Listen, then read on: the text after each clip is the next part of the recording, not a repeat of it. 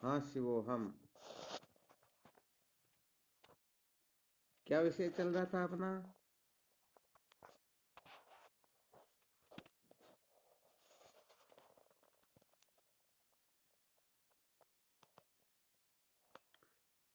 नाम रूपात्मक प्रपंच को महत्व देकर सत्य का साक्षात्कार नहीं किया जा सकता, यही विषय चल रहा था ना। जिसको हम दूसरी भाषा में कह रहे थे, संसार को बनाए रखकर तत्व का साक्षात्कार नहीं किया जा सकता। कल किसी साधक ने कहा था, संसार को बनाए रखकर भगवत प्राप्ति की इच्छा नहीं, अर्थात साक्षात्कार नहीं किया जा सकता, तो क्या संसार को नष्ट करके फिर सत्य का साक्षात्कार करे? तो ये भी वास्तव में समझदारी नहीं है। यह थोड़ा विशेष रूप से अपने को विचार करना। यदि कोई इस जगत को नष्ट करके फिर तत्व का साक्षात्कार करना चाहेगा, तो सचमुच में वह कभी कर सकता ही नहीं। और ऐसे वास्तव में ब्रह्म साक्षात्कार होता भी नहीं। अरे मन को मार करके कोई समाधि लगाए तो कोई विशेष बात थोड़े होती है। मन के रहते हुए प्रपंच के प्रतीत होते हुए भी जिसकी अद्वितीय आत्म तत्व में या आत्मा और ब्रह्म के एकत्व में स्थिति होती है, निष्ठा होती है, तत्व साक्षात्कार होता है, वह कोई विशेष बात होती है। तो यहाँ पर संसार को बनाए रखने का मतलब होता है अनात्म प्रपंच को महत्व दे करके, इनकी सत्ता स्वीकार करके, इनको बदल करके, इनको इधर उधर करके यदि कोई चाहता हो कि मैं सत्य का साक्षात्कार करूं, तो वह सचमुच में कभी भी सत्य का साक्षात्कार नहीं कर सकता। यहाँ पर विशेष बात यही है कि प्रत्येक अवस्था में तुम अद्वितीय ब्रह्म ही हो। यदि हम कुछ छोड़ पकड़ करके, कुछ ले दे करके, कुछ परिवर्तन करके यदि ब्रह्म साक्षात्कार करेंगे, तो वास्तव में वह ब्रह्म साक्षात्कार भी क्या होगा? उस परिवर्तन तक ही सीमित रहेगा। तो यहाँ पर संसार को बनाए रखकर ये जो शब्द कहा जा रहा है, इससे तात्पर्य होता है अनात्म प्रपंच को महत्व दे करके, इनके प्रति किसी न किसी प्रकार की आस्थाएं बनाए रखकर यदि कोई सत्य का साक्षात्कार करना चाहता है, तो वह कर नहीं पाएगा। यहाँ पर यही तात्पर्य है। तो चलो पुनः अपने विषय पर आ जाते हैं। संसार को बनाए रखकर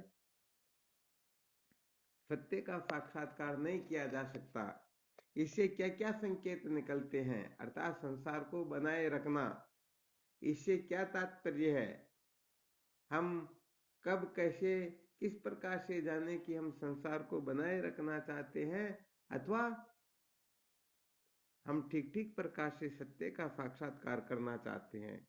इसके लिए आपके पास में कोई ऐसी युक्ति, प्रमाण, अनुभव आदि हो तो उनको प्रकट करें, ताकि पता चले कि अपनी स्थिति किस जगह पर चल रही है।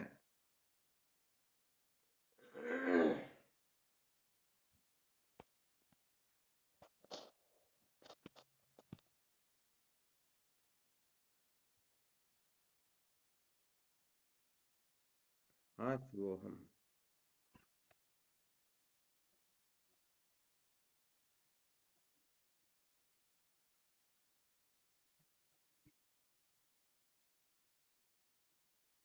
क्या बात, बहुत बहुत धन्यवाद। बहुत बहुत अच्छा सूत्र बताया। समझो, इसे एक प्रकार का ब्रह्मास्त्र भी समझ सकते हैं। अर्थात संसार में, क्योंकि वैसे देखा जाए तो ये संसार प्रत्येक क्षण परिवर्तनशील है। बताओ, ऐसा एक क्षण भी कभी जीवन में आता है क्या जिसमें परिवर्तन नहीं हो रहा हो? तो जो इस परिवर्तन का विरोध करता है कि ऐसा नहीं होना चाहिए, ऐसा होना चाहिए, तो समझ लेना चाहिए वह संसार की ओर जा रहा है। वास्तव में वह सत्य का साक्षात्कार नहीं करना चाहता, बल्कि परिवर्तन को परिवर्तित करना चाहता है कि इस प्रकार का न हो। अच्छा बताओ, शरीर की उम्र अपने हाथ में है क्या? अरे ये अपने हाथ में है ही नहीं, हम कितना भी क्यों ना करें, फिर भी धीरे धीरे धीरे धीरे ये शरीर क्षीण होगा और एक दिन समय पा करके नष्ट हो ही जाएगा। अब हम चाहते कि नहीं नहीं, ये शरीर बूढ़ा न हो, बालक न रहे, ये तो ऐसा का ऐसा ही बना रहे। तो बताओ उसका संसार के प्रति आग्रह है या नहीं है?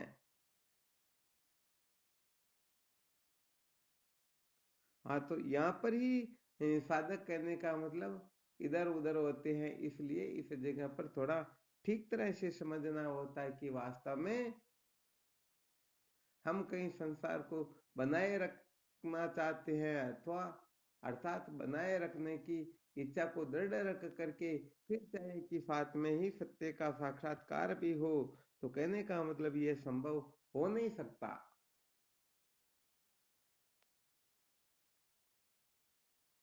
तो एक दृष्टि से देखा जाए तो संसार में जो कुछ भी हो रहा है ये अनादिकाल से होता आ रहा है, होता रहेगा, और वर्तमान में तो हो ही रहा है।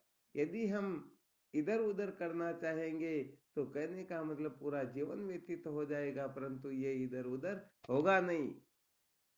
न तो हम शरीर को बालक से जवान, जवान से बूढ़ा होने से रोक सकते हैं, न शरीर की मृत्यु पर विजय प्राप्त कर सकते हैं। जो चीज उत्पन्न होती है वह निश्चित रूप से नष्ट हो जाती है। तो कोई ये सोचे नहीं नहीं उत्पत्ति ही होती रहे, नष्ट होना ही नहीं चाहिए, अथवा नष्ट ही होता रहे, सृजन होना ही नहीं चाहिए, तो क्या ये समझदारी है? जैसे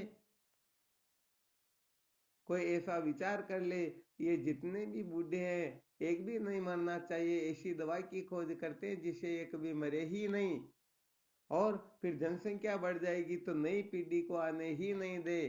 तो बताओ, और नया नया जो आविष्कार आदि होना है वह हो पाएगा क्या? तो कहने का मतलब हम प्रकृति को बांध करके रखना चाहते हैं, ऐसा होना ठीक है, ऐसा होना ठीक नहीं है, अर्थात जो क्रिया चेष्टा भावनाओं में उलझा हुआ होता है वह कभी भी ब्रह्म साक्षात्कार नहीं कर सकता, वह ब्रह्म विचार करने में समर्थ नहीं हो सकता।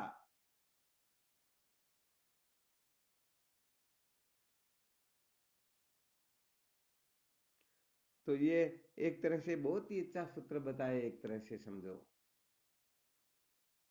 यहाँ संसार का अर्थ अच्छी तरह से समझ लेना, ये नाम रूप जो भी है सब संसार ही है। वो चाहे देह हो, इंद्रियां हो, प्राण हो, मन हो, बुद्धि हो, ये सब संसार के अंतर्गत ही आते हैं।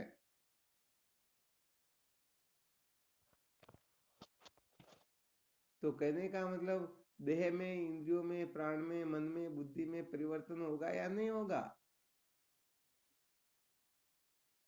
अरे बिल्कुल होगा, क्योंकि ये बने ही हुए है विद्या से, और जो अविद्या से बने हुए हैं उसमें परिवर्तन नहीं होगा क्या?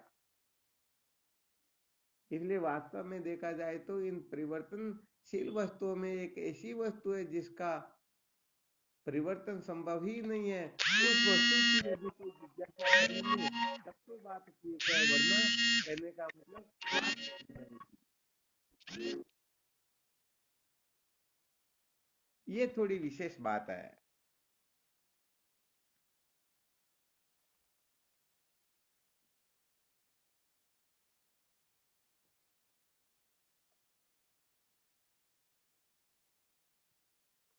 तो हमारा अनात्म पदार्थों के प्रति जो आग्रह है, मुझे ये शब्द स्पष्ट रूप रसगंध मिलना चाहिए, बताओ ये संभव हो सकता है क्या? मेरी जो इंद्रियां पूर्ण रूप से शक्तिशाली बनी रहे, ये सदा सर्वदा विषय भोगों का सेवन करती रहे, ये कभी कमजोर न पड़े,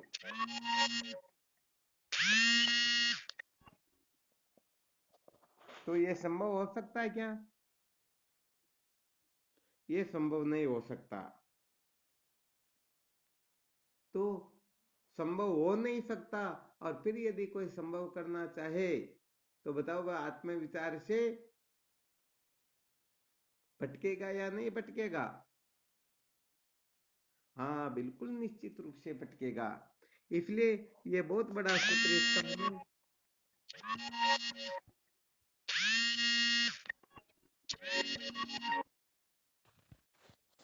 हाँ, शिवोहम। शिवोहम। कौन बोल रहे हैं? ये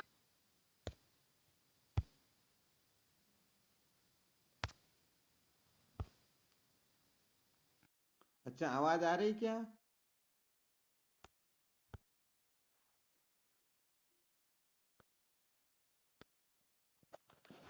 हाँ, शिवोहम। आवाज आ रही ना? हाँ, चलो, बहुत अच्छी बात। तो अपना विषय चल रहा था, नाम रूपात्मक प्रपंच को बनाए रखकर यदि कोई सत्य का साक्षात्कार करना चाहता हो, अर्थात घर से बाहर न निकले और समूचे आकाश को देखना चाहे, तो यह संभव हो नहीं सकता। अपने को देह मात्र समझ करके, अर्थात ये जो देह है, ये देह मैं हूं, देह मेरा है, और देह के भोगों के लिए ही मुझे रात दिन प्रयत्न करना है।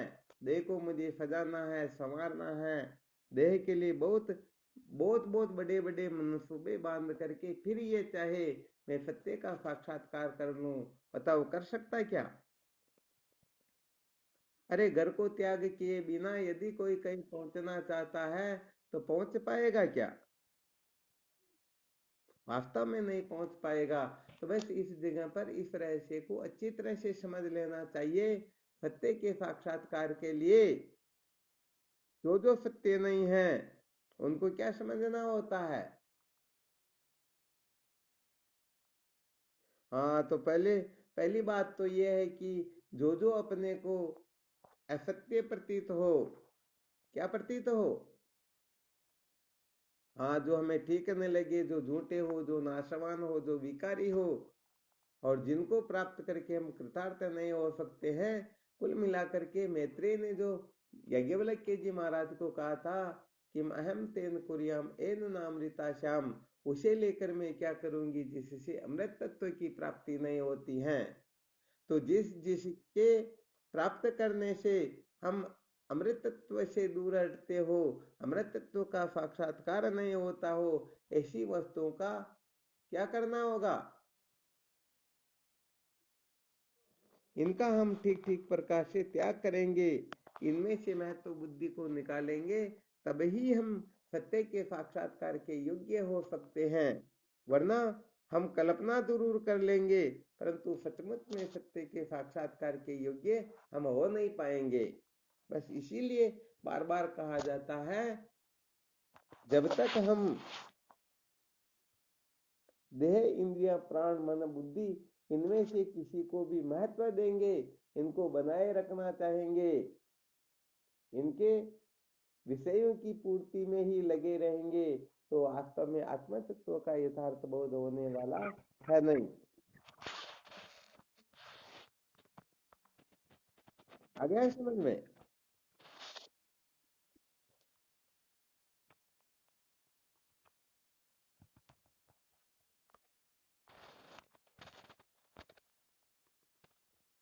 वाणी शंकर जी, माइक बंद करना।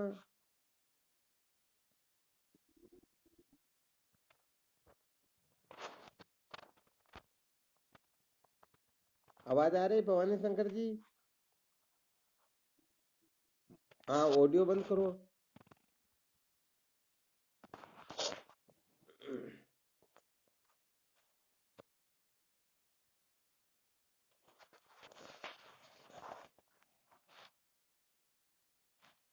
तो कुल मिलाकर के इन अनात्म प्रपंच की यदि कोई सत्ता स्वीकार कर लेते हैं, अर्थात इनमें किसी न किसी प्रकार से आनंद पने की कल्पना कर लेता है, या सतपने की कल्पना कर लेता है, चित पने की कल्पना कर लेता है, तो यह उसको पाने के लिए ही तत्पर रहता है, तड़पता है। तो रहस्य यहाँ पर यह है कि केवल और केवल मात्र ठीक ठीक प्रकार से विवेक जागृत हो जाए। और वह विवेक क्या है? अविनाशी आत्मा चल जगताते प्रतिकूल, ऐसो ज्ञान विवेक है सब साधन को मूल। समस्त साधनों का जो मूल साधन है विवेक, बस वह विवेक यदि किसी में ठीक ठीक जागृत हो जाए तो फिर उसके हृदय में केवल और केवल मात्र तत्व की जिज्ञासा ही जागृत होगी, न कि स्थूल सूक्ष्म कारण आदि शरीर को सजाने संवारने के चक्कर में वह पड़ेगा। तो यहाँ पर रहस्य केवल इतना ही निकलता है कि यदि कोई मान बढ़ाई को महत्व दे करके, किसको महत्व दे करके?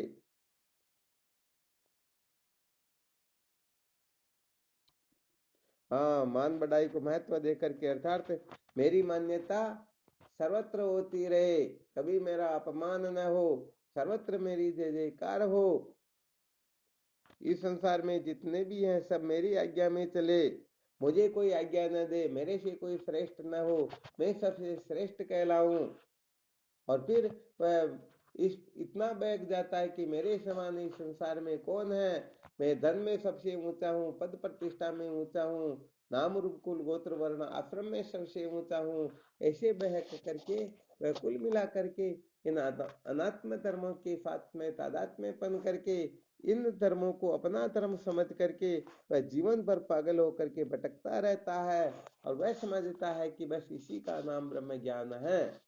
तो बताओ ये ब्रह्म ज्ञान है क्या? तो वास्तव में ये ब्रह्म ज्ञान नहीं है।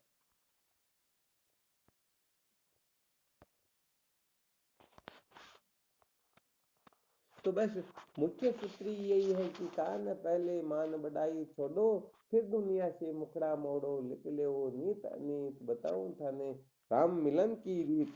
भगवत प्राप्ति के लिए सबसे पहले इन अनात्म प्रपंच से हमें थोड़ा ऊपर उठना होता है, इनको अनित्य समझना होता है, इनको असत जड़ दुख द्वैत रूप समझना होता है, क्योंकि सच्चित आनंद अद्वैत की ओर हमारी प्रवृत्ति स्वतः होती है। यदि हम इन पदार्थों को ही सच्चित आनंद रूप समझ लेंगे तो वास्तव में जो सच्चिदानंद अद्वितीय परमात्मा है उस परमात्मा को जानने की जिज्ञासा क्या होगी? अरे बिल्कुल खत्म हो जाएगी। कहने का मतलब जैसे आपको 1000 रुपए चाहिए और आपको पता है कि फलाना सेठ जो वो मुझे दे सकता है, घर से बाहर निकले और कोई कहे अरे भाई कहाँ जा रहे हो, मुझे इतने पैसे चाहिए, मैं लेने के लिए जा रहा हूँ, अरे 1000 क्या 5000 रुपए चाहिए, मैं तुम्हारे को देता हूँ, तो बताओ वह उस सेठ के पास जाएगा क्या? तो कहने का मतलब उस सेठ के पास तो जाएगा नहीं, उसके भरोसे रह जाएगा, जबकि समझो उसके पास में तो 5 रुपए भी मुश्किल से मिलते हैं। तो बताओ वह दोनों दिन से चला जाएगा या नहीं जाएगा? तो ऐसे ही परमात्मा के सिवाय किसी वस्तु को सच्चित आनंद रूप समझेगा, सुख रूप समझेगा, तो निश्चित रूप से उसे संसार में कोई हटाने की चेष्टा करे फिर भी वह वहां से हटेगा नहीं। क्यों? क्योंकि वह उसी वस्तु को आनंद रूप समझ रहा है। तो यहाँ पर कुल मिलाकर के अपनी जो सोच है उसको थोड़ा बदलना होता है। हम अनादि काल से इस असत जड़ दुख द्वैत रूप संसार को ही आनंद रूप समझ करके जिन शब्द स्पर्श रूप रसगंध में सचमुच में सुख होता ही नहीं, इनमें केवल और केवल मात्र भ्रांति से आनंद की सुखों की प्रतीति होती है। इसके लिए आपको पहले बहुत सारे सूत्र बता दिए कि इन संसार के भोग पदार्थों में, संसार की किसी भी वस्तु में, कर्म में, धन में, भोग में वास्तव में आनंद होता ही नहीं, सुख होता ही नहीं। क्यों? क्योंकि ये सारे के सारे अनित्य है। अच्छा बताओ, हम शाश्वत सुख चाहते हैं या नित्य सुख चाहते हैं? जैसे किसी को कह दिया जाए आपको राष्ट्रपति का पद दिया जाता है, परंतु 24 घंटे के बाद में आपका सिर कलम कर दिया जाएगा, तो बताओ ऐसे उच्च पद को भी कोई पाना चाहेगा क्या? अरे मैं मर जाऊं तो फिर इस पद का क्या औचित्य है? कोई औचित्य नहीं होता ना। हाँ, तो कहने का मतलब सचमुच में जीव मात्र जो सुख चाहता है वह सुख ऐसा नहीं उनके गांव में ही सुख मिले, बाकी जगह उनके जूते लगे, ऐसा कोई चाहता है क्या? अरे प्राणी मात्र ऐसा चाहते कि मुझे सुख तो मिले, परंतु ऐसा सुख मिले जो सब जगह पर हो, सब समय में हो, और सबसे मेरे को वही सुख मिले। ऐसा थोड़े जो उस व्यक्ति से सुख मिले और उससे मेरे को दुख मिले। जीव मात्र की यही तो धारणा कि मैं समस्त प्राणियों से सम्मान को प्राप्त हो, ऐसी इच्छा होती है या नहीं होती है? तो वास्तव में जो सुख चाहते हैं, ये सुख देश काल वस्तु से अपरिचिन्न सुख का ही ये जिज्ञासु होता है, इच्छुक होता है। और देश काल वस्तु से जो अपरिचिन्न वस्तु होती है, वह वस्तु केवल और केवल मात्र परमात्मा ही है।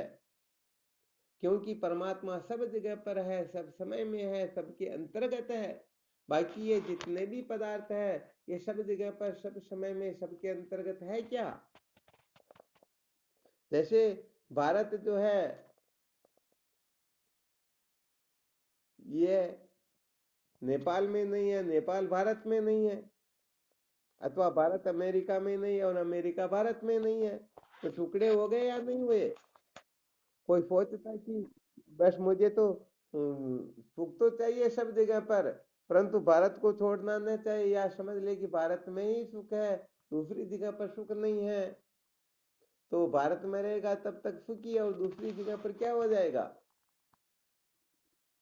हाँ बिल्कुल सत्य है। कहने का मतलब कोई सोचता है कि मैं तो फलानी वस्तु को देखता रहूं, बस इसके सिवाय और किसी को देखूं ही नहीं, और मुझे हर प्रकार से सुख मिलता रहे, तो वह वस्तु तो आपकी इसी जगह पर है। यदि बाहर जाओगे तो वह वस्तु फिर रहेगी नहीं ना। तो कहने का मतलब जो सब जगह पर हो, तो सब जगह पर तो केवल मात्र परमात्मा ही है। तो अभी जो बताया, देश सब जगह पर नहीं होता है, काल भी सब समय पर नहीं होता है। बताओ, होली के दिन दीपावली, दीपावली के दिन रक्षाबंधन, रक्षाबंधन के दिन होली होती क्या? हाँ बिल्कुल नहीं होती। घड़े में कपड़ा और कपड़े में घड़ा होता है क्या? तो घड़ा भी एक जगह पर होता है, कपड़ा भी एक जगह पर होता है। समय भी कभी वह आता तो वह नहीं, और वह आता तो वह नहीं। और देश भी सब जगह पर नहीं होता है। तो यदि कोई कल्पना कर ले, बस मुझे तो सुख दीपावली के दिन ही मिलता है, तो वह दीपावली के दिन तो सुखी रह लेगा, बाकी के दिन वह रोता ही रहेगा। कोई सोचता है कि बस मैं तो ऐसे कपड़े पहन करके ही सुखी हो सकता हूँ, तो वह कपड़े पहनेगा तब तो सुखी समझेगा, बाकी दूसरी जो वस्तुएं मिलेगी तो वह उसे दुखी हो जाएगा। तो सुख जो होता है, अपरिचिन्न सुख ही सचमुच में हमें कृतार्थ कर सकता है। अपरिचिन्न सुख ही हमें सदा के लिए सुखी कर सकता है। तो ऐसा अपरिचिन्न सुख जो है, वो केवल और केवल मात्र परमात्मा से ही प्राप्त हो सकता है। क्योंकि परमात्मा हर देश में है, हर काल में है, हर वस्तु में है। परमात्मा भारत में भी है, अमेरिका में भी है। परमात्मा होली हो चाहे दीपावली हो चाहे रक्षाबंधन हो, बताओ हर समय रहते हैं या नहीं रहते हैं? परमात्मा घड़े में भी है, कपड़े में भी है। ऐसा नहीं कि घड़े में थोड़े ज्यादा, कपड़े में थोड़े कम, ऐसा होता है क्या? नहीं होता ना। तो कुल मिलाकर के किसके अंतर्गत है? निर्जीव वस्तु के अंतर्गत। हाँ बिल्कुल ठीक बात है। अच्छा देखो, परमात्मा जो होते हैं ना, परमात्मा का स्वरूप होता है त्रिकाल अबाधित्वम सत्यत्वम, जिसका तीनों कालों में कभी बाध न हो, अर्थात जो किसी देश में कटे नहीं, काल में कटे नहीं, वस्तु में कटे नहीं, उसको कहते हैं परमात्मा। यहाँ पर ऐसा समझो, दो प्रकार के परमात्मा होते हैं। एक तो संसार के लोग जिनको परमात्मा समझते हैं, एक तो वह, और दूसरा परमात्मा है जो सचमुच में परमात्मा है। तो ये संसार के लोग जिनको परमात्मा समझते हैं ना, वो ऐसा समझते हैं कि परमात्मा सजीव चीजों में तो होते हैं, परंतु निर्जीव चीजों में नहीं होते हैं। तो ऐसी बात नहीं है। परमात्मा का स्वरूप होता है अस्थि भाती और प्रिय। क्या होता है?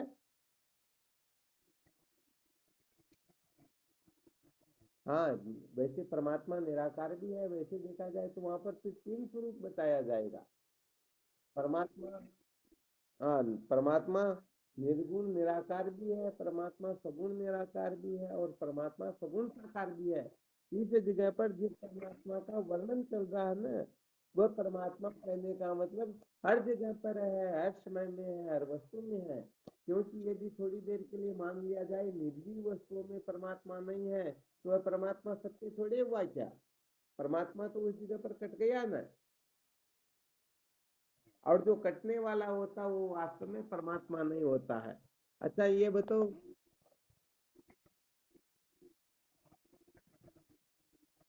हाँ, बिल्कुल बिल्कुल सत्य बात है। तो वैसे देखा जाए तो जैसे आपसे एक छोटा सा प्रश्न कर ले, छोटा सा प्रश्न कर लेते हैं। जब ये बच्चा माँ के गर्भ में रहता है ना, तो बताओ ये बच्चा माँ के किस दिशा में है? तेज सिंह जी माइक बंद करो।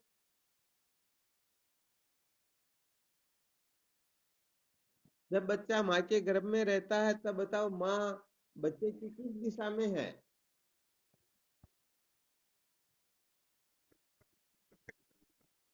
अरे माँ किस दिशा में बच्चे के? तो दक्षिण दिशा की ओर माँ नहीं है क्या?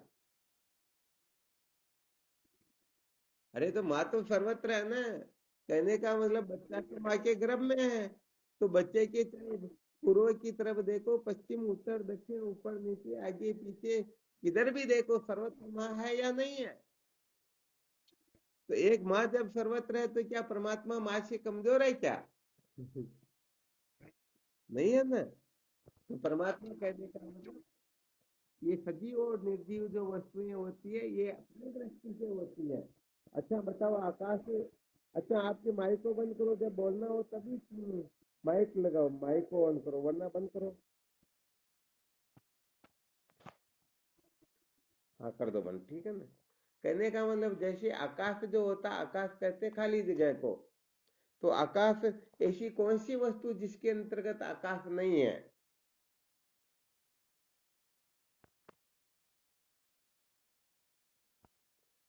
सब जगह पर है ना आकाश। हर वस्तु के अंतर्गत है। तो कहने का मतलब जब आकाश हर वस्तु के अंतर्गत है, तो आकाश से भी अनंत अनंत अनंत गुना जो सूक्ष्म वस्तु है उसको कहते हैं परमात्मा। तो बताओ परमात्मा हर वस्तु में नहीं होगा क्या? तो ये संसारी लोगों की बातें होती कि जैसे किसी से प्रश्न कर लिया जाए मलमूत्र में परमात्मा होता या नहीं होता, तो कह देंगे अरे उस गंदी जगह पर परमात्मा कैसे है? तो ये ना समझ लोगों की बात होती है। क्योंकि ये अनंत कोटि ब्रह्मांड उस परमात्मा के एक रोम जितनी जगह पर स्थित है। अब बताओ ऐसी कौन सी वस्तु है जो परमात्मा के सिवाय नहीं होगी या परमात्मा से खाली होगी? अच्छा वैसे देखा जाए तो भी थोड़ी छोटी कक्षा चल रही, जब आगे का विचार करेंगे तब विशेष तरह से समझाया जाएगा। और विशेष तरह से यह है कि परमात्मा सबके अंतर्गत है तो बहुत छोटी बात है। बल्कि वास्तविक बात तो यह है कि हम जिस जिस चीज को देखते हैं वह सब परमात्मा ही है। अब बताओ कोई संशय रहेगा क्या? परंतु ये थोड़ा आगे चल करके समझ में आएगा। अभी थोड़ा अंतःकरण की शुद्धि का विचार कर रहे हैं, ताकि क्या है कि यदि हम यहाँ आग्रह करके बैठे रहेंगे, जो अपने को जैसा समझता फिर परमात्मा को वैसा ही समझेगा। जैसे कोई समझता कि मैं ब्राह्मण हूं तो फिर वो परमात्मा को भी ब्राह्मण ही समझेगा। अपने को यदि सुंदर समझता है तो परमात्मा को भी सुंदर समझेगा। अपने को काला समझता है तो परमात्मा को भी काला ही समझेगा। अपने को,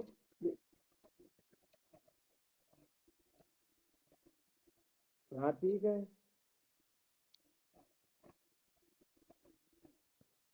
ठीक। हाँ इसका थोड़ा ऐसे बताएंगे। अच्छा जैसे बताओ, ध्यान देना है ना।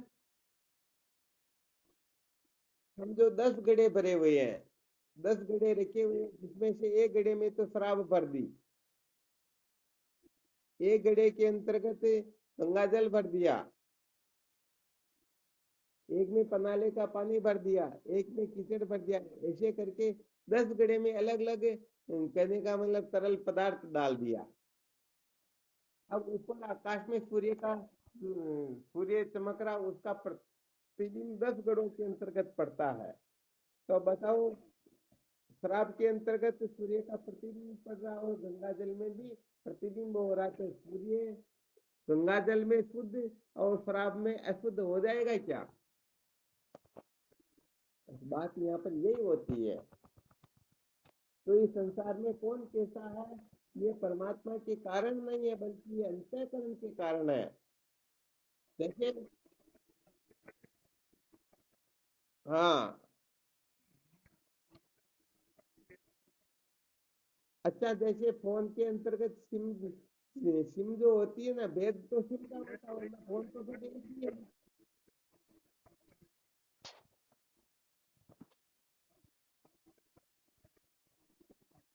हाँ, थोड़ा ये विषय फिर अलग से सुनाएंगे, इसके ऊपर अभी विचार नहीं करें।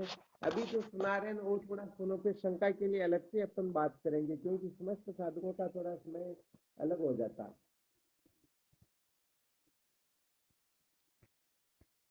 अच्छा, आपकी जो भी शंका फिर अपन अलग से आप नोट कर लेना, फिर इस पर अलग से विचार करेंगे, है ना। अभी इस समय जो विषय चल रहा है उसी के अनुसार अपने को शंका करनी चाहिए, ठीक है ना।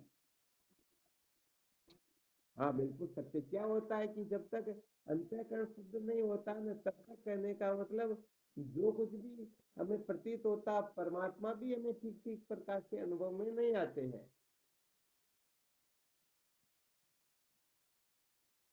जैसे किसी की आंख में जाला हो रहा और उसको 10-10 सूर्य दिखाई दे रहा हो, तो सूर्य 10 थोड़े होते क्या? माइक बंद करना, किसका माइक चालू हो? आवाज थोड़ी ज्यादा आ रही। तो बस ऐसे ही समस्त साधकों को इस रहस्य को अच्छी तरह से समझ लेना है। अभी जो विषय चला, ये सारा विषय केवल और केवल मात्र परमात्मा तत्व के बारे में निरूपण करने के लिए था।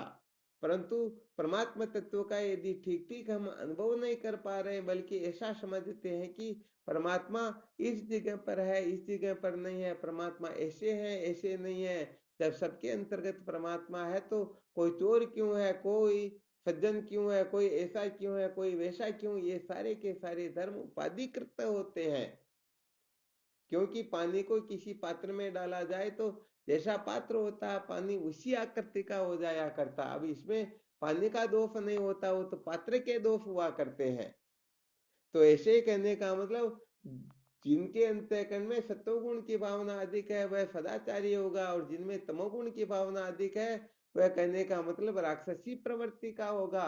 तो इसका मतलब ये नहीं है कि कोई राक्षसी प्रवृत्ति का है तो उसमें परमात्मा कम हो गए, और सात्विक प्रवृत्ति का है तो उसमें परमात्मा अधिक हो गए। परमात्मा तो सब में सम होते हैं। जैसे विद्युत जो होती है समस्त तारों में समान रूप से विद्यमान होती है, परंतु जो बल्ब 0 वाट का होता है वह उतना ही प्रकाश करता है, और 1000 वाट का बल्ब होता है तो वह उससे ज्यादा प्रकाश करता है। अब ये भेद प्रकाश में वो नहीं होता, ये तो उपाधि में होता है। श्वेत रंग का बल्ब लगा हुआ हो तो प्रकाश श्वेत रंग का होगा, और लाल पीला हो तो लाल पीला होगा। अब कोई कह दे अरे नहीं नहीं, विद्युत तो ये लाइट तो सबके अंतर्गत एक है, फिर ये लाल पीला क्यों दिखाई दे रहा, तो ये गड़बड़ घोटाला बल्ब के अंतर्गत है, लाइट में नहीं है। तो ऐसे ही परमात्मा में किसी प्रकार का गड़बड़ घोटाला नहीं होता है, ये तो समझने न समझने का भेद होता है। जैसे थाली को हम अंदर की तरफ से देखते हैं तो हम छोटे से दिखाई देते हैं, पीछे की तरफ से देखते हैं तो बहुत बड़े दिखाई देते हैं, और किनारों से देखते हैं तो या तो खजूर की तरह लंबे दिखाई देंगे या चपटे दिखाई देंगे। तो बताओ, हम छोटे बड़े या लंबे चपटे हैं क्या? नहीं है ना। तो ये सारा का सारा उपाधि का होता है। इसीलिए मुख्य सूत्र यह है कि जब तक हम उपाधि को सत्य समझते रहेंगे, तब तक कहने का मतलब भटकते रहेंगे। और जिस दिन ये बात समझ में आ जाएगी ये उपाधि सारी की सारी मिथ्या है, समझो हम उसी समय कृतार्थ हो जाएंगे। आ गया समझ में?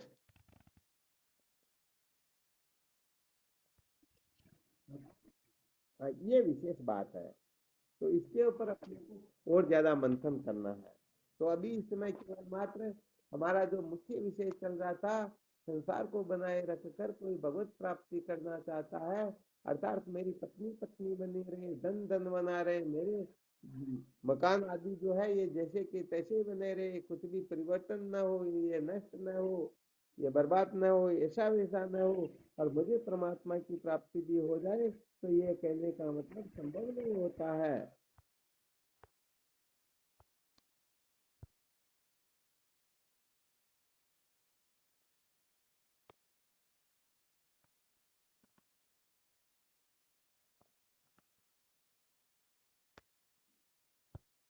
चलो ठीक, शेष चर्चा फिर कल करेंगे, ठीक है ना?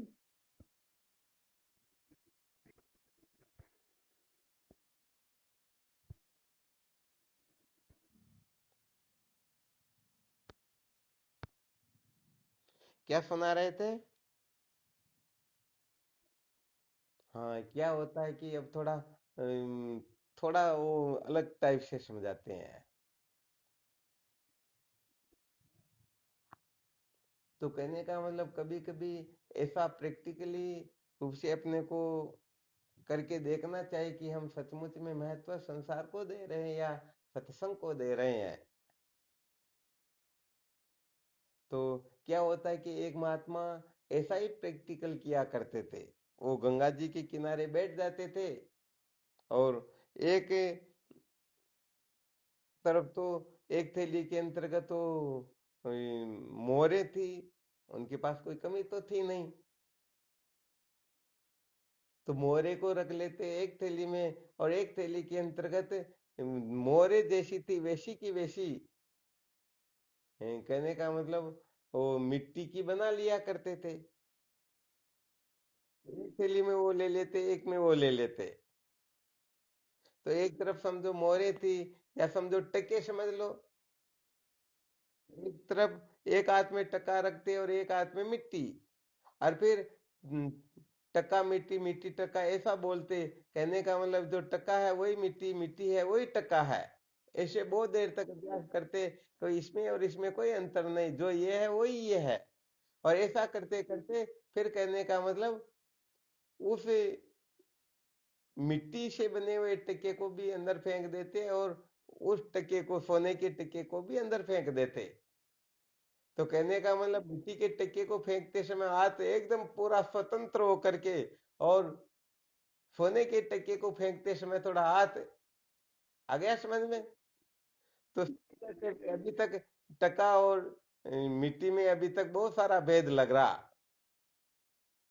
हाँ, ये दृष्टांत पंचीकरण में ही आता। हाँ, ये बड़े पंचीकरण में आता वैसे। तो कहने का मतलब ये है कि यदि मिट्टी के टके को फेंकते समय तो प्रसन्नता हो रही, कोई बात नहीं, कचरा, इसे कुछ फायदा नहीं, और सोने को फेंकते समय हो रही, तो समझो अभी तक महत्व बुद्धि उसमें बैठी हुई है। तो वैसे देखा जाए तो सत्य के साक्षात्कार के लिए तो परमात्मा के सिवाय सारा का सारा कचरा ही है, मिट्टी ही है। और वैसे देखा जाए तो जो जिससे बनता है उससे अलग थोड़े होता है क्या। तो ये जितना भी पदार्थ है, ये सारे के सारे, कहने का मतलब हीरे ज्वाला कुछ भी क्यों ना समझो, पृथ्वी से ही तो उत्पन्न हो रहे हैं। तो पृथ्वी मिट्टी तो है, तो मिट्टी से भिन्न थोड़ी हुई क्या। परंतु सत्य को कोई सुनना थोड़े चाहते। जैसे किसी को ये कह दे रहे तुम क्या धूल खा रहे हो क्या, तो बताओ उसी समय झगड़ा हो जाएगा या नहीं होगा। परंतु वास्तव में क्या खा रहा हो, मिट्टी तो खा रहा ना। ये मिट्टी से उत्पन्न होता, को छोड़ करके कोई अन्य वस्तु है क्या। परंतु फिर भी सत्य कह दे तो उसी समय झगड़ा झमेला हो जाता है। क्योंकि जिनमें जिस जैसे जैसे संस्कार बैठे हुए हैं उस प्रकार से यदि कोई सुनाए तब तो वह राजी रहता है। और उनके बनाए हुए संसार पर यदि किसी प्रकार का आघात पहुंचता है तो बस मरने मारने पर उतारू हो जाता है। यही होता ना। हाँ, इसीलिए तो कहने का मतलब भोगी व्यक्तियों को भोग की चर्चा तो बहुत अच्छी लगती है, परंतु त्याग की चर्चा करने लग जाओ तो वह उसी समय पता नहीं क्या कर बैठेंगे।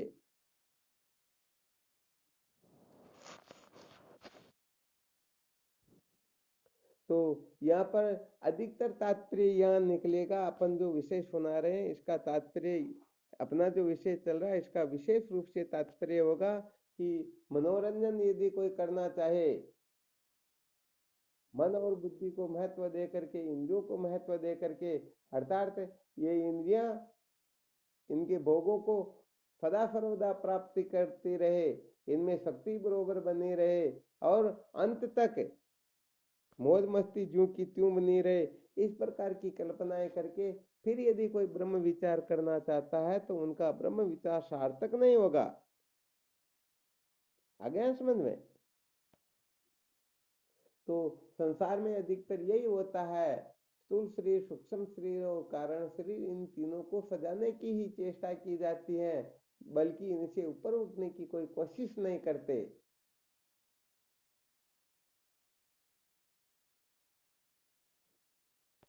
तो बस कुल मिलाकर के देह, इंद्रिया, प्राण, मन, बुद्धि, इनके प्रति अपना जो आग्रह बैठा हुआ है वह आग्रह अनाग्रह में बदल जाए, बस इसी को चित्त शुद्धि कहते हैं। तो यहाँ पर तो शायद किसी प्रकार की दिक्कत किसी साधक को नहीं आएगी। देह के प्रति अपना जो आग्रह बैठा हुआ है, इंद्रियों के प्रति, प्राण मन बुद्धि के प्रति जो आग्रह बैठा हुआ है, बताओ ये आग्रह ब्रह्म साक्षात्कार में बहुत बड़ा प्रतिबंधक है या नहीं है? मुझे ब्रह्म साक्षात्कार तो करना है, परंतु मेरा कभी अपमान नहीं होना चाहिए, समस्त प्राणी मेरी जय जयकार करनी चाहिए, मेरे को कोई टेढ़ी दृष्टि से देख ले तो मैं उनकी आंखें नोच लूं, ये बेवकूफियां, ये मूर्खताएं बताओ सत्य के साक्षात्कार में बहुत बड़ी बाधा खड़ी करती या नहीं करती हैं? तो सबसे पहले इस गड़बड़ घोटाले को जीवन से निकालना होता है। कहने का मतलब, अरे तुम अपने आप को 30 मार्का समझ रहे हो तो सामने वाला भी तो समझता होगा ना। तुम तो चाहते हो बस मेरे को मजा मिले, मेरे को सुख शांति मिले, दूसरे चाहे भाड़ में जाए। अरे क्या ये समझदारी क्या? हाँ, तो यहाँ पर कुल मिलाकर के इन अनात्म प्रपंच को बनाए रखने का तात्पर्य इतना ही है कि इनके प्रति जो हमारा अनादिकाल से आग्रह बैठा हुआ है, इस संसार में सब मेरी ही माने, अरे सब तुम्हारी ही मानेंगे तो दूसरों के पास मन नहीं क्या? यदि ऐसा कोई सोचता है तो इस संसार में उनके कितने शत्रु हो जाएंगे, गिनती कर सकते हैं कोई? अरे कभी नहीं कर सकते। यदि आप अपने मन को महत्व दोगे तो सच्ची बात है बाकी जितने भी संसार में मन है वो आपके शत्रु हो जाएंगे। इसलिए शास्त्रोक्त रीति से ब्रह्म विचार करना होता है।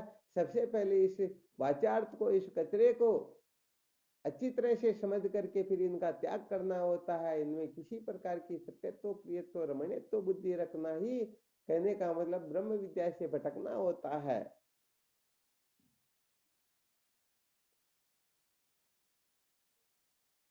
तो कुल मिलाकर के अपने को ऐसा आग्रह नहीं करना है जिस आग्रह के कारण हम सदा सदा के लिए साधन बदन से भटक जाएं।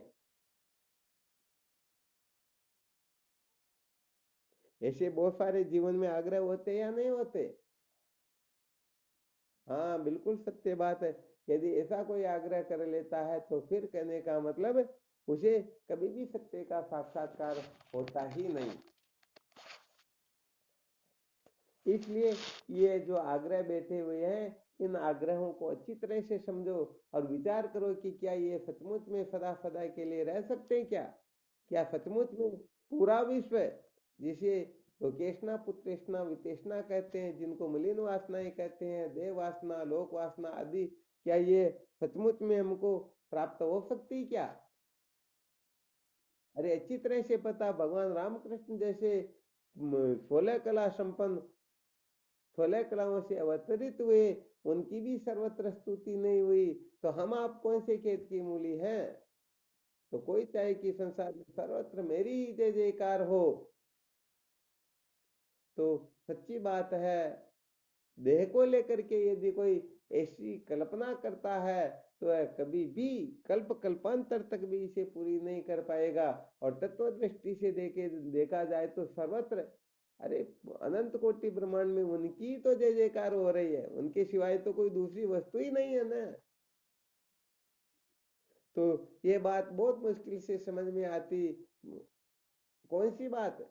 ये जो मेरी जेब में पैसे पड़े हुए हैं, यदि कोई चोर चोरी कर ले गया तो कोई बात नहीं, मेरी जेब में नहीं रहा, उसकी जेब में गया तो उसके अंदर भी तो मैं ही बैठा हूँ, भोक्ता रूप में तो मैं ही हूँ, मेरे सिवाय कौन है? उसमें मेरे में कोई अंतर नहीं। इसके लिए क्या मरना मारना, क्या पागल होना, क्या इधर उधर करना। परंतु मुश्किल हो जाती या नहीं होती? ठीक है, वो तो आप लोगों के जैसे समझ में वैसे वैसे करते रहना। परंतु ज्ञाते द्वैतम न विद्यते, ज्ञान होने पर द्वैत नाम की कोई वस्तु शेष रहती ही नहीं। तो आत्मवत सर्वभूतेषु ये पश्यति स पंडित, समस्त जीव मात्र को अपना ही स्वरूप समझे, ये थोड़ी टेढ़ी खीर होती है। अब यदि कोई समझता है कि मैं ब्राह्मण हूं, तो निश्चित रूप से वह शूद्र से भयभीत होगा, या शूद्र की अवहेलना करेगा या नहीं करेगा। यदि कोई अपने को श्रेष्ठ समझता है तो निकृष्ट को पास में आने देगा क्या? अपने को यदि विद्वान समझता है तो किसी न किसी को मूर्ख समझेगा या नहीं समझेगा? हाँ, अपने को समझदार मानेगा पर किसी न किसी को ना समझ समझेगा। अपने को धनवान समझता तो किसी को कंगाल समझेगा। अपने को अच्छा समझता तो किसी न किसी को बुरा समझेगा। परंतु यहाँ पर तो ज्ञाते द्वैतम न विद्यते, ज्ञान होने पर द्वैत नाम की कोई वस्तु नहीं रहती। तो फिर कहने का मतलब ऐसी समझ जागृत हो जाएगी, तो मैं हूँ वही सब है, जो सब है वही मैं हूँ, जो चिड़िया है, जो खटमल है, जो मक्खी है, जो मच्छर है, वही मैं हूँ। तो ये थोड़ी बहुत ऊंची कक्षाओं की बातें होती हैं। ये रहस्य सचमुच में समझ में इसीलिए नहीं आता कि हम संसार को बनाए रख करके फिर भगवत प्राप्ति करना चाहते हैं। हाँ, इसलिए कहने का मतलब बार बार कहा जाता कि देह इंद्रिया प्राण मन बुद्धि, इनके प्रति जो हमारा आग्रह बैठा हुआ, अनेक अनेक प्रकार के आग्रह, यदि इनका अपन वर्णन करना शुरू करें तो कल्प कल्पांतर तक भी इनके आग्रहों का वर्णन नहीं हो सकता। इसलिए इन किन प्रकार ये मैं हूं, ये मेरे है, ये सत्य है, बस इनसे ऊपर उठो। जब तक इनको मैं मेरे और सत्य समझेंगे, तब तक इनके प्रति किसी न किसी प्रकार की आस्था होगी। जब तक रस्सी के सर्प को हम सत्य समझेंगे, तब तक या तो मारने की इच्छा होगी या दूध पिलाने की इच्छा होगी। जब तक हम छिपी की चांदी को सत्य समझेंगे, तब तक कल्पना में जीते रहेंगे कि मेरे पास धन की कोई कमी नहीं है, पूरे संसार वाले मेरी ही जय जयकार करेंगे। परंतु ऐसा संभव होता है क्या?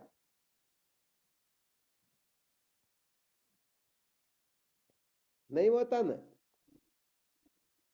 हाँ बिल्कुल, इसलिए कहने का मतलब अपने को खूब शोधन करना, खूब संशोधन करना। अपने जीवन में भी तत्व साक्षात्कार न हो तो भी, कहने का मतलब उसकी जिज्ञासा जागृत न हो तो भी बहुत सारे संशोधन करने पड़ते हैं, तब जाकर के कहने का मतलब ये जीवन सुखमय व्यतीत हो सकता है। ये तो नदी और नाव का जैसे संयोग होता है उस प्रकार से चलना होता है।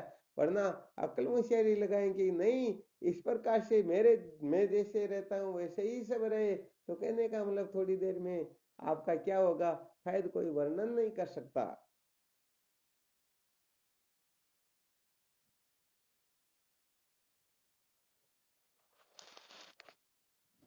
तो चलो इन बातों का तो खूब अच्छी तरह से मंथन करते रहना। इनके प्रति जो जो आग्रह बैठा हुआ है, इस आग्रह को अनाग्रह में बदलो। बस इनके प्रति जो आग्रह है, इसी को बंधन कहते हैं। और इन आग्रहों की निवृत्ति का नाम ही ज्ञान होता है, उसी का नाम तत्व साक्षात्कार है। ये बात थोड़ी बाद में समझ में आएगी। कचरा निकलने के बाद में शेष क्या रहता है? द्वैत की निवृत्ति हो गई तो फिर शेष क्या है?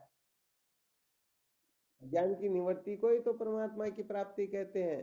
परमात्मा की प्राप्ति को परमात्मा की प्राप्ति नहीं कहते हैं। ज्ञान होने का नाम ज्ञान नहीं होता है, बल्कि अज्ञान के मिटने का नाम, अज्ञान की निवृत्ति का नाम ज्ञान होता है। उसी का नाम परमात्मा की प्राप्ति हुआ करता। तो यहाँ पर अधिक से अधिक थोड़ा निषेध की पद्धति से विचार करवाया जाता है, और जब तक निषेध की पद्धति से विचार नहीं करेंगे तब तक कहीं ना कहीं अटके रहेंगे।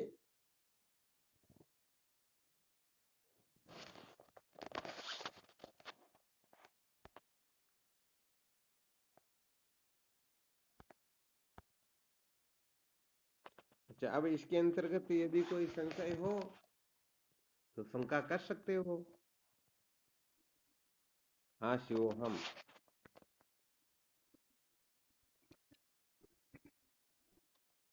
हाँ, वैसे ये आग्रह जितना भी होता है सब ज्ञान से होता है, सब नासमझी से होता है। कहने का मतलब रस्सी में जो सर्प दिखाई दे रहा वो नासमझी से ही तो है, और फिर उस नासमझी से हम सर्प को मारने के लिए, दूध पिलाने के लिए, कुछ न कुछ करने के लिए उतावले होते हैं। तो पहले ये देख लेना होता है कि वास्तव में सचमुच में यहाँ सर्प है भी या नहीं। सर्प है तो फिर उसको मारो या दूध पिलाओ, आपकी मर्जी। परंतु सर्प ही नहीं है फिर भी पागल हो रहे, मैं मार दूं या मैं ऐसा वैसा कर दूं।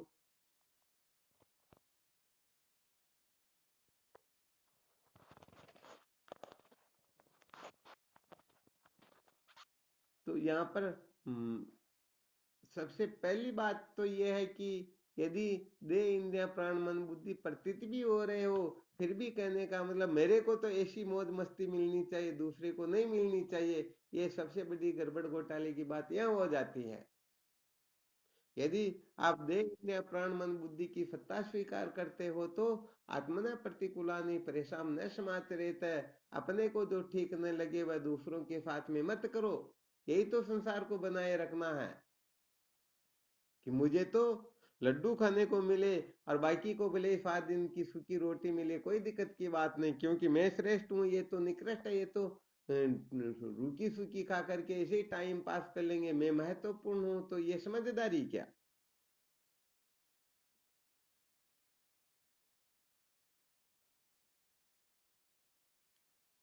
तो यहाँ पर जो आग्रह बैठा हुआ है बस वो आग्रह अनाग्रह में बदले। मेरे को ऐसा भोग चाहिए, मेरे को ऐसी व्यवस्था चाहिए, मेरे मेरे को इस प्रकार के बोल सुनने को मिलने चाहिए, ऐसा होना चाहिए, ऐसा नहीं होना चाहिए, ये सारा का सारा आग्रह के अंतर्गत ही आता है। इसे ही कहते हैं संसार को बनाए रखना। तो कहने का मतलब अरे प्रारब्ध के अनुसार देह इंद्रिया प्राण मन बुद्धि इनका जो होना होगा वो होता रहेगा। कान फिकर फेंक कुएं में जो होगा सो देखा जाएगा, क्या परवाह करनी। नहीं नहीं, आजकल तो कहने का मतलब 7 7 पीढ़ी तक का एकत्रित हो जाए फिर भी 8वीं पीढ़ी के बारे में सोचते हैं, समझो उनका कोई प्रारब्ध ही नहीं होगा। वो ऐसे ही समझो, उन लोगों की दृष्टि में तो बिना हाथ पैर के वो जन्मेंगे बेचारे, तो उनके लिए ही पता नहीं कुछ का कुछ करते रहते हैं, और क्या करना चाहिए क्या नहीं करना चाहिए उनका वो विचार ही नहीं करते हैं। तो बताओ वो संसार को बनाए रखना चाहते हैं या नहीं रखना चाहते हैं। और बनाए रखना चाहते तो उनको सत्य का साक्षात्कार होगा ही क्या। हाँ बिल्कुल नहीं होगा। इसलिए अधिक आग्रह न करके अपने अपना जैसे जीवन चल रहा उसी प्रकार से शास्त्रोक्त रीति से चलाते रहना चाहिए, और अपना जो जीवन है वो जीवन किसी के लिए बाधा खड़ी न करे, किसी के लिए रोड़ा न अटकाए, किसी के दुखों का कारण न बने। ऐसा नहीं हो। देखो, एक छोटा सा सूत्र है कि किसी की आंख में आंसू होता है ना, वो या तो अपने लिए होता है या अपने कारण होता है। तो अपने लिए किसी की आंख में आंसू हो ये तो ठीक है, परंतु अपने कारण किसी की आंख में आंसू हो तो बताओ क्या समझदारी है क्या।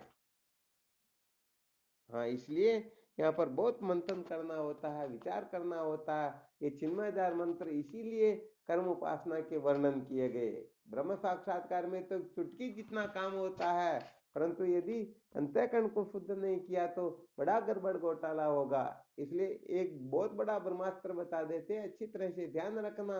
यदि कोई ठीक ठीक प्रकाश से अंतःकरण को शुद्ध करके ब्रह्म विचार की ओर प्रवृत्त होता है तो ब्रह्म साक्षात्कार होते ही वह महात्मा हो जाता है। और यदि किसी ने चित्त को ठीक ठीक प्रकाश से शुद्ध नहीं किया तो ब्रह्म साक्षात्कार होने के पश्चात वह असुर ही बनेगा। अच्छी तरह से देख लो, विरोचन व इंद्र, इंद्र देवी संपदा वाला है और विरोचन असुरी संपदा वाला है। दोनों ज्ञान प्राप्त करने के बाद में बताओ, इंद्र देव बना और विरोचन असुर बना या नहीं बना? तो हम पहले जैसे होते हैं उनको महत्व दे करके ब्रह्म विचार की ओर प्रवृत्त होते हैं, तो ब्रह्म ज्ञान होने के पश्चात हम वैसे के वैसे हो जाएंगे। कहने का मतलब एक असुर को, असुरी स्वभाव वाले को वेदांत सुनने को मिले और एक देवी संपदा वाले को मिले तो ज्ञान भले दोनों को हो जाएगा, परंतु अंत में असुर असुर रहेगा और देव देव रहेगा। वह वैसी ही क्रिया चेष्टा करेगा और वह वैसी ही करेगा जैसे पारस के स्पर्श होने से बताओ लोहा सोना बन जाता है या नहीं बनता? परंतु समझो जैसे तलवार को पारस स्पर्श करवाई तो बताओ तलवार सोने की होगी या नहीं होगी? परंतु उनका, उनकी जो धार मार आकार आदि है वो निवर्त होंगे क्या? नहीं होंगे। तो बस इसीलिए थोड़ा संकेत किया जाता है कि संसार को बनाए रख करके, अर्थात संसार को महत्व दे करके, अर्थात देह इंद्रिय प्राण मन बुद्धि, जब जब हम संसार का नाम लेते हैं तो समझना देह इंद्रिय प्राण मन बुद्धि के लिए ही कह रहे हैं।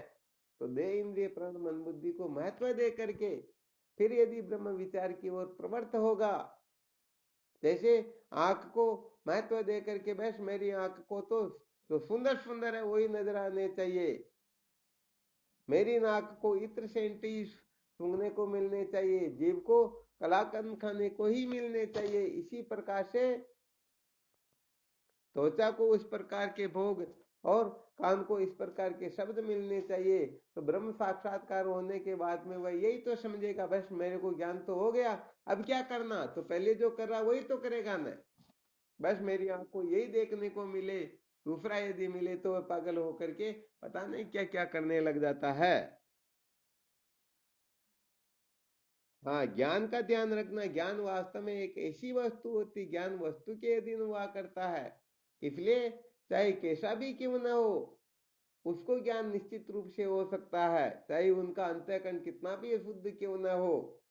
ज्ञान वस्तु के अधीन होने से ज्ञान तो हो जाएगा, परंतु कहने का मतलब वो चक्कर पहले जो चल रहा वही चलता रहेगा। तो किसी के जहां पर वो रहता वहां पर अनंत खजाना जमीन में गड़ा हुआ, परंतु वो बेचारा 3-3 दिन से भूखा रहता है या किसी के यहाँ जाकर के पातल चाटता रहता है, तो बताओ उस धन का उसे लाभ मिला क्या? नहीं मिला ना। हाँ, तो कुल मिला करके चित्त शुद्धि के ऊपर इसीलिए थोड़ा जोर दिया जाता। तो ऐसा मत समझना कि हमारा ऐसे ही समय बर्बाद करें। वास्तव में देखा जाए तो ये जीवन मुक्ति के विलक्षण आनंद के साधनों की भी एक प्रकार से चर्चा चल रही, क्योंकि ज्ञान तो करीब करीब आप सब लोगों को है, परंतु ये जो सूत्र बताए जा रहे हैं यहाँ पर बहुत सारे साधक फेल हो जाते हैं। कहने का मतलब किसी एक संत के घर पर गए तो मर्यादा तो ये होती है कि संतों को, साधकों को या कोई घर पर आ जाए उनको कैसे भोजन करवाना चाहिए, कैसे क्या करना चाहिए, परंतु वो क्या करते थे, थाली में यदि रोटी आई हुई है तो नहीं भी खा सकते, फिर भी जल्दी जल्दी ठूसते और अच्छी रोटी ये इसमें घी अच्छा लगा हुआ ये थोड़ी ठीक है तो जल्दी जल्दी वो उनको लेने की कोशिश करते, जबकि उनका वो घर था। तो अब इसको कितनी बड़ी बेवकूफी कहेंगे बताओ? अरे जो सबसे श्रेष्ठ है वो कहने का मतलब अतिथि को प्रदान करे, अपने को सूखी लुकी मिले तो ठीक, नहीं मिले तो कोई फर्क नहीं पड़ता, दूसरे दिन ग्रहण करेंगे। तो जो अतिथि की सेवा में भी नहीं समझते हैं तो फिर वो संतों की सेवा में क्या समझेंगे? अरे संतों के सामने अपने घर पर यदि कोई ऐसी मूर्खता करे तो समझ लेना चाहिए अभी तक तो वह पामर पुरुषों से भी गया बीता हुआ है। वास्तव में है या नहीं है? हाँ, बिल्कुल सत्य बात। इसलिए जीवन में बहुत ज्यादा संशोधन करने की आवश्यकता होती है। आत्मा तो नित्य मुक्त है, ब्रह्म ही आपका स्वरूप है। सचमुच में आप कभी बंधन में गिरे नहीं हो, आपको बंधन स्पर्श भी नहीं कर सकता है। आप तो ज्यों के त्यों मुक्त हो। आप तो प्रत्येक अवस्था में तत्व रूप ही हो, बंधन की सत्ता ही नहीं होती है। परंतु कहने का मतलब ये, जो गड़बड़ घोटाला जिस जगह पर गड़बड़ हो रही उस जगह से निकालोगे नहीं, तो कहने का मतलब ये संसार चक्र जैसा चल रहा वैसा ही चलता रहेगा। क्यों? क्योंकि एक बार क्या होता है, किसी साधक ने प्रश्न कर लिया, जब भोले बाबा ब्रह्मलीन हुए थे तो उस समय अखंडानंद सरस्वती जी महाराज को प्रश्न कर लिया, भगवान भोले बाबा ब्रह्मलीन हो गए, कहने का मतलब वो उनका प्राणांत तो हो गया, तो अब तो उनकी मुक्ति हो गई होगी। तो उन्होंने कहा, अरे मरने से मुक्ति थोड़े होती, जो वस्तु मुक्त है वो तो सदा के लिए मुक्त है, वह कभी बंधन में आती ही नहीं, और जो वस्तु बंधन में वह कभी मुक्त होती ही नहीं। तो ये संसार चक्र ऐसे ही चलता रहता है। यदि समझ जाओगे तो जीवन धन्य हो जाएगा, और नहीं समझोगे तो पता नहीं क्या क्या अंत संत कल्पना करके पागल होकर भटकते रहोगे। तो कुल मिलाकर के हम जो संकेत करते हैं, जहां गड़बड़ घोटाला है उसी जगह पर करते हैं। खुदार यदि करना है तो दे इंद्रिय प्राण मन बुद्धि, वो भी अपनी, दूसरों की नहीं, हम दूसरों के करने लग जाते हैं। करते या नहीं करते? करते सुना, और सुनते ही सुनाने लग जाते लोगों को, देखो तुम ऐसा मत करो, ऐसा करो, अरे तुम खुद करो ना। दूसरों को सुनाने के लिए थोड़े सुना क्या? आप उनको सुना रहे हो, सुनना नहीं चाहता, उनको उनकी आवश्यकता ही नहीं है।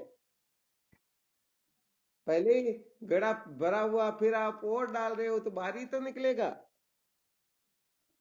हाँ, बिल्कुल सत्य बात है। इसलिए कहने का मतलब, जहां पर गड़बड़ है उसी जगह पर निकालो। वास्तव में आत्मा में तो कोई गड़बड़ है ही नहीं, क्या गड़बड़ निकालोगे? आत्मा को ब्रह्म बनाना नहीं होता है, ब्रह्म आत्मा को एक करना नहीं होता है। वास्तव में आत्मा और ब्रह्म के सिवाय कोई वस्तु है ही नहीं, यही परमार्थ है, यही सत्य है। परंतु हम यदि उसको महत्व दे दे तो फिर देह इंद्रिया प्राण मन बुद्धि रहे कहां पर, इनकी सत्ता रहेगी क्या? हाँ हाँ, बिल्कुल। जैसे समझो, छोटा सा एक दृष्टांत सुनाते, भोले बाबा सुनाया करते थे। भोले बाबा कहते हैं, समझो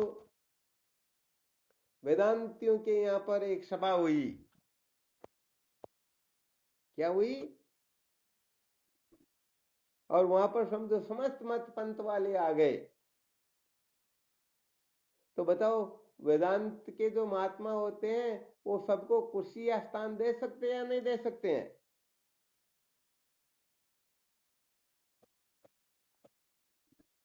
अरे बिल्कुल दे सकते हैं। कहेंगे वे, देखो तुम देह अन्नमय कोश में बैठो, तुम प्राणमय कोश में बैठो, किसी को मनोमय कोश में बिठा देंगे, किसी को विज्ञानमय में, किसी को आनंदमय कोश में बैठा देंगे। आ गया समझ में? खुद भी बैठे रह जाएंगे और सबको भी बिठा लेंगे। उनकी संगति लगा करके बता देंगे कि इसका तात्पर्य ये है, इसका समन्वय इस प्रकार से किया जाता है, ये वस्तु इस जगह के लिए है।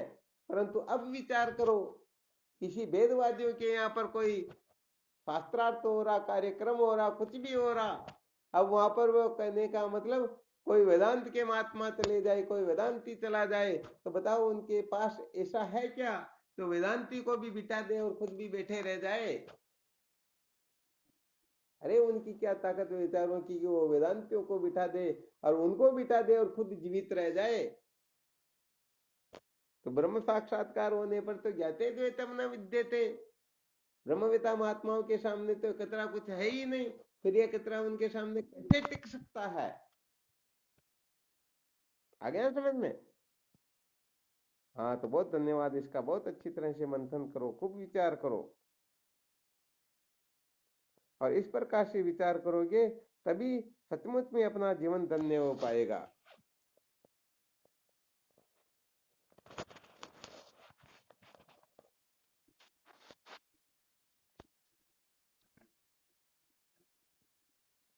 क्या हुआ?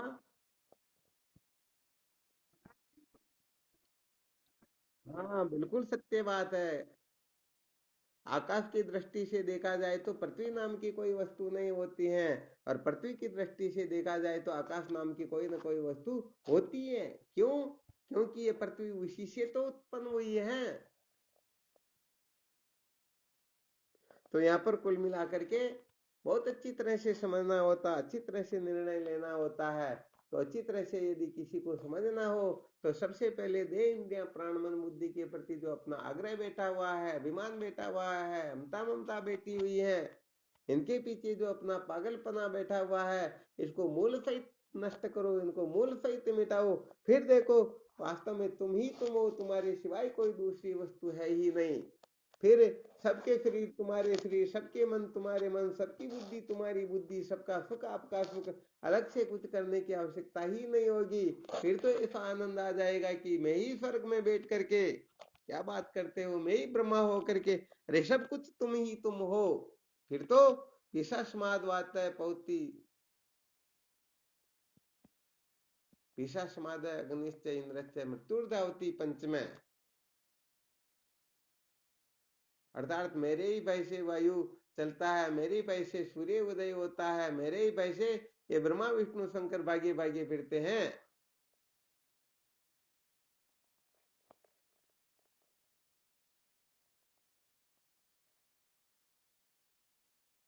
और इसकी पहली लाइन में थोड़ी गड़बड़ थी।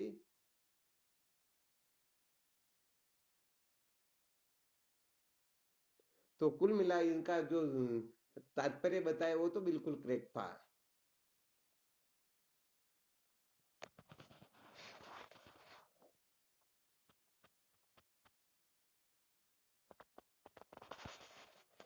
और चलो ठीक, करो चिंतन मनन। हाँ, नमो नारायण।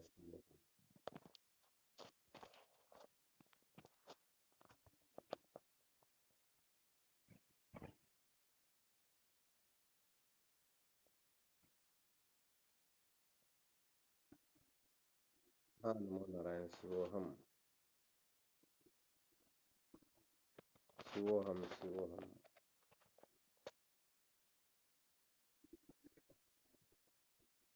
हाँ, अभी जो पहले आदि सत्संग में गड़बड़ घोटाला बहुत ज्यादा हुआ था, फिर आदि अपनी वाली हो गई, कोई दिक्कत नहीं।